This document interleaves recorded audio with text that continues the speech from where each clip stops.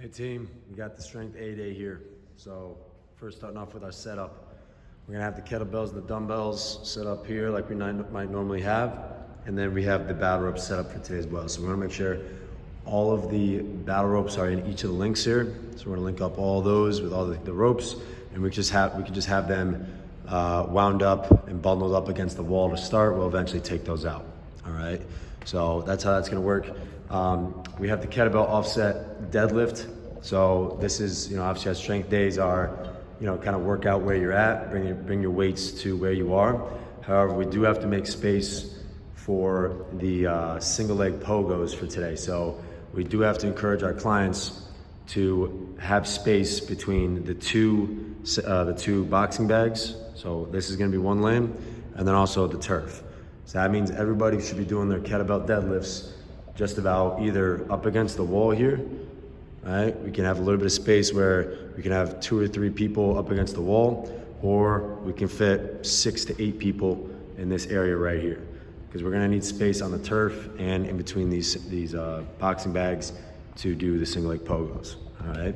Otherwise, the rest of the movements for the day are gonna be, again, kind of like working out where you are, where you're from, your space. And then obviously the battle ropes will be moving to and from as well. So once we pull those out. So once again, their stations really shouldn't be around this area because they're just gonna have to move out of there anyways, all right? So without further ado,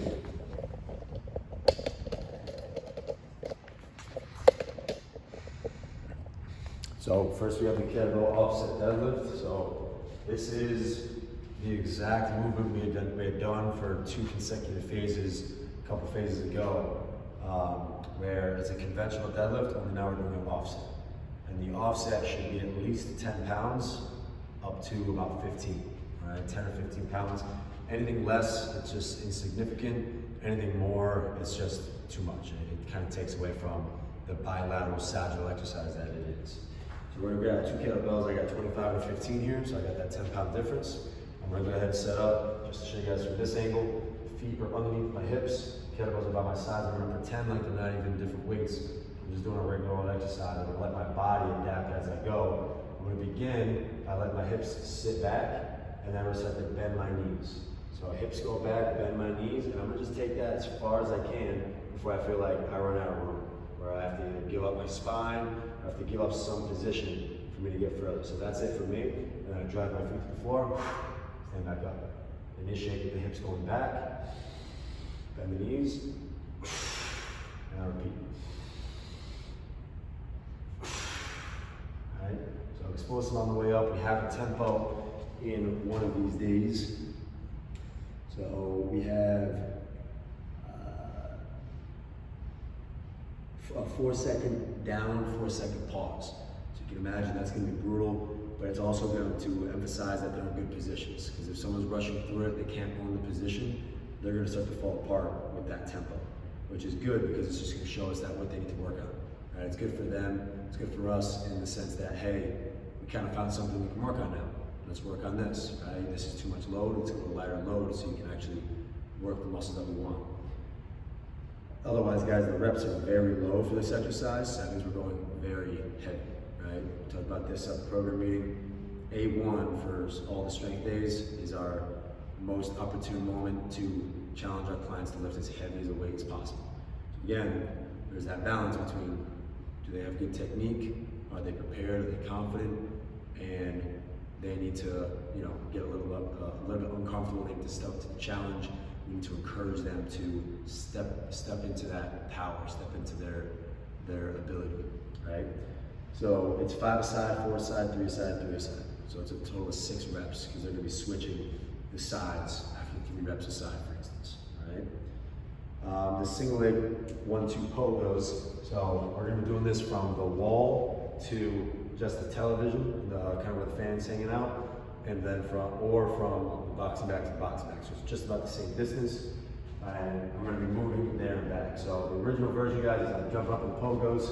We talk about all right, so I got with 2 jump ropes, my toes are up, my knees are soft, nice and light. And then I'm gonna switch to one leg, all All right, and I'm gonna do every second step I switch. So it's gonna be 1, 2, 1, 2, 1, 2, 1, 2, 1, 2. I'm gonna go all the way down, turn around, and do the same thing coming forward.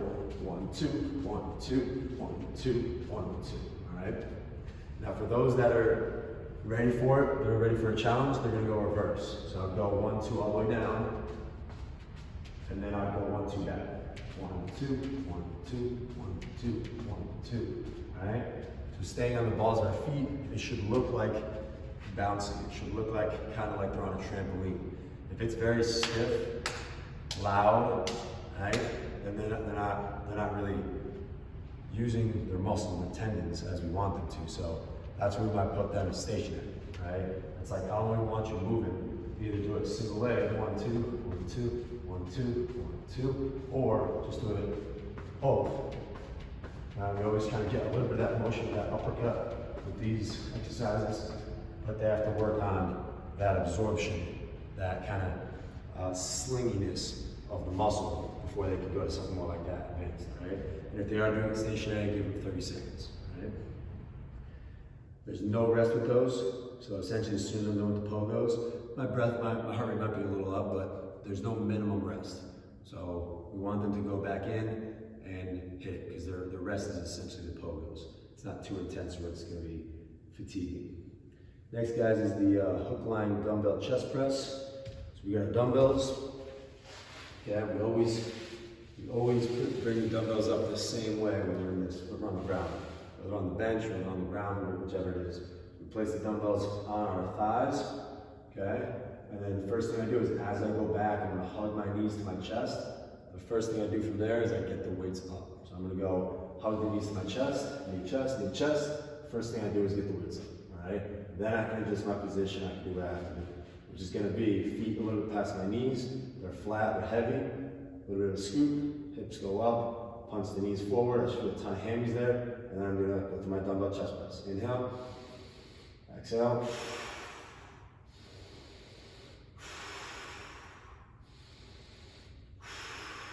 Dumbbells should always stay over my elbows, so we just want to make sure that people's their path is clean and efficient. So a lot of times our clients, guys, their dumbbells, just to show you from this angle, you're gonna see it this way, right? So once the weights are up, I'm here. This is what I want to see. You can see my elbows stay underneath the dumbbells. Dumbbells stay facing forward. A lot of our clients, the dumbbells will just come straight down. Their elbows will go out, but the dumbbells stay real close to the chest. That's a lot of stress on the elbow and possibly the neck. So we want to make sure that they keep, no matter where they go, the elbow is under the wrist, no matter what. So that's something we can teach them and kind of bring to their attention. Okay. Next is the contralateral split squat.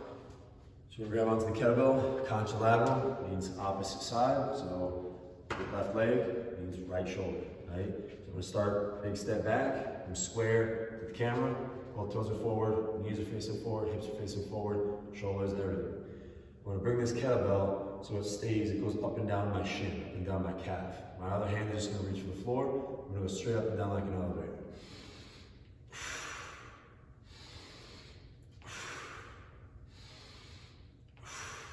I have full range of motion.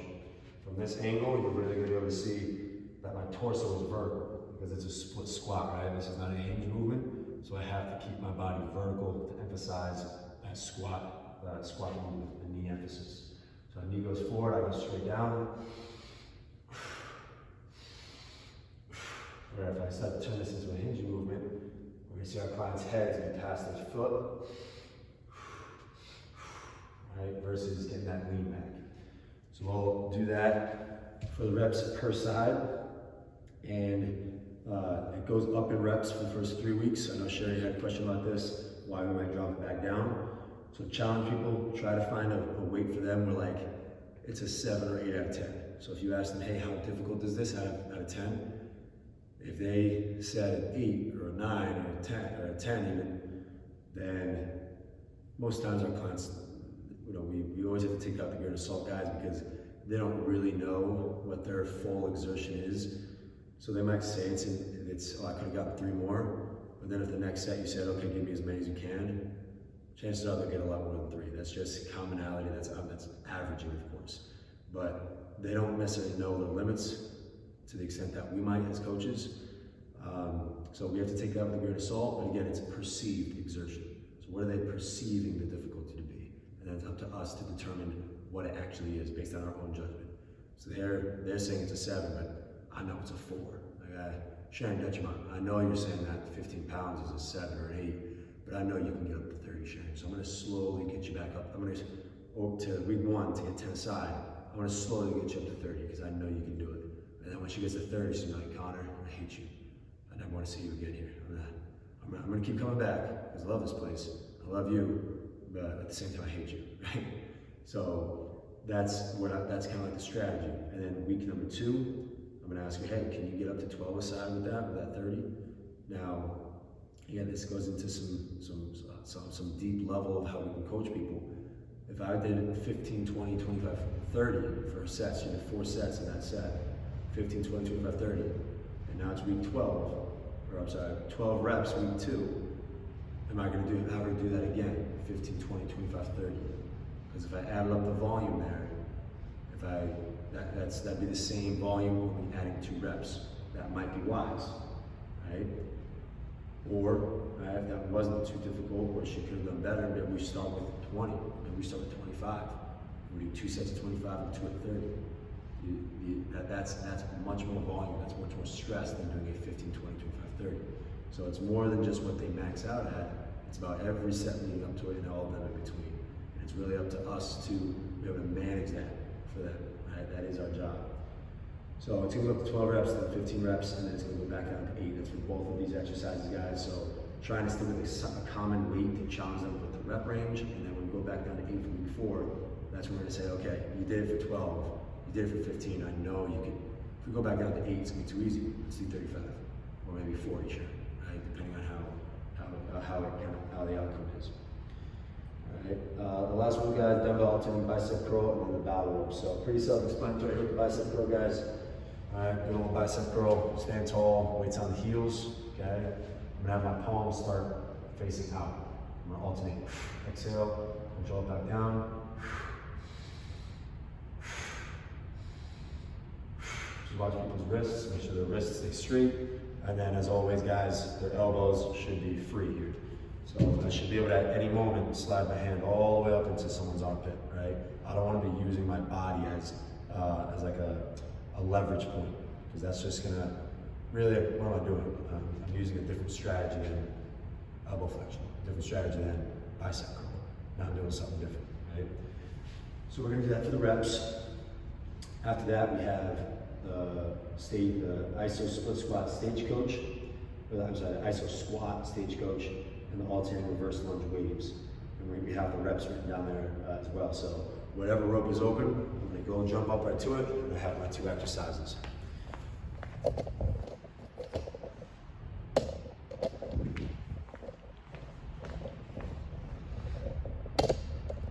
Okay, so I have stagecoach, which is going up and down with both the ropes simultaneously, and then we have the waves where they're alternating. Right? So I'm going to start off a little bit of slack in the ropes. It's an iso squat, so I'm going to get the knees punched forward, hips down, nice and tight position. Let's say 10 reps there, and then I go right into the battle rope waves with alternating reverse lunge. So let's move the waves, try to make it reach all the way down to the source. Reverse lunge down, stand up, alternate. Alright, you want to have the client's hands, you can't really see from this angle, that the knee is going to go in between the hands. Alright, that way the range of motion doesn't get cut short. If they're hitting their leg, make sure their hands go outside the leg. Alright, I'm going to do both exercises there. Head back to my spot, bicep curls, cycle back and forth between the 2. So that is our strength A day for January.